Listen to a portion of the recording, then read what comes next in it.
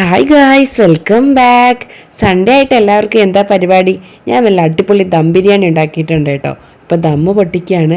ദമ്മ് പൊട്ടിക്കുമ്പോൾ എടുക്കുന്ന മണം ഉണ്ടല്ലോ ഗായ്സ്, സ്വർഗമാണ് സ്വർഗം. അപ്പോൾ നമുക്കിന്ന് ദം ബിരിയാണി എങ്ങനെയാണ് ഞാൻ സെർവ് ചെയ്യുന്നതെന്ന് നോക്കാം. ഒരു ബൗൾ എടുത്തിട്ടുണ്ട്. അതിലേക്ക് മുകളിൽ കിടക്കുന്ന കാഷ്നട്ടും സവാളയും കിസ്മിസൊക്കെ ഇട്ടിട്ടുണ്ട്. എന്നിട്ട് മുകളിലത്തെ ആ ഒരു ചെറിയ മഞ്ഞയും വെള്ളയൊക്കെയുള്ള ചോറിലെ അതാദ്യം ഒരു ലെയർ ചെയ്ത് കൊടുക്കും. അതിനുശേഷം നമ്മുടെ ദം ബിരിയാണിയിൽ ഏറ്റവും അടിഭാഗത്താണ് ചിക്കൻ ഇരിക്കുന്നത്. അതിൽ നിന്ന് 2 പീസ് ചിക്കൻ എടുത്തിട്ടുണ്ട്. പ്രോട്ടീൻ വേണ്ടേ ഗൈസ്, അതുകൊണ്ട് ഞാനൊരു മുട്ടയും കൂടെ പുഴുങ്ങിയത് വെച്ചിട്ടുണ്ട്.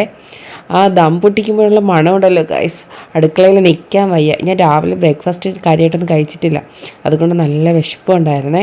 അങ്ങനെ നമ്മുടെ ദം ബിരിയാണി ഞാൻ ബൗളിൽ നല്ല സെറ്റ് ചെയ്തെടുത്തിട്ടുണ്ട്. ഇനിയാണ് ഗൈസ് റിവീൽ ചെയ്യാനുള്ള ടൈമായി. ഇതാ കണ്ടില്ലേ, പൊട്ടോന്നറിയില്ല. ഇല്ല ഗൈസ്, പൊട്ടിയില്ല, സക്സസ് ആയിരിക്കുന്നു. നമ്മുടെ ദം ബിരിയാണി സെറ്റായിട്ട് എടുത്തിട്ടുണ്ട് കേട്ടോ. അങ്ങനെ പപ്പടവും സാലഡും ഒക്കെ വിളമ്പുന്നുണ്ട്. നമുക്ക് പിന്നെ അച്ചാറില്ലാതെ ബിരിയാണി കംപ്ലീറ്റ് ആവില്ല കേട്ടോ. അപ്പോൾ നമ്മുടെ ദം ബിരിയാണിയുടെ പ്ലേറ്റിംഗ് എങ്ങനെയുണ്ട്? നല്ല അടിപൊളി തലശ്ശേരി ദം ബിരിയാണിയും സലാഡും നാരങ്ങ അച്ചാറും പപ്പടവും.